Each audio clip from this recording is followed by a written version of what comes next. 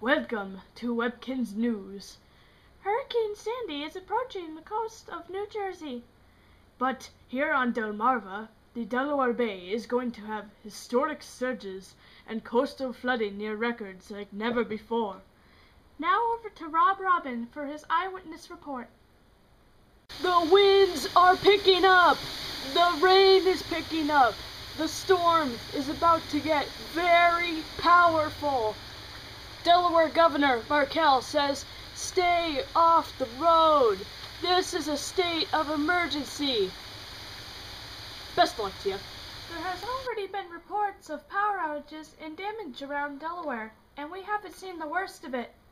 Stay tuned on Webkinz Newz. We will keep you updated.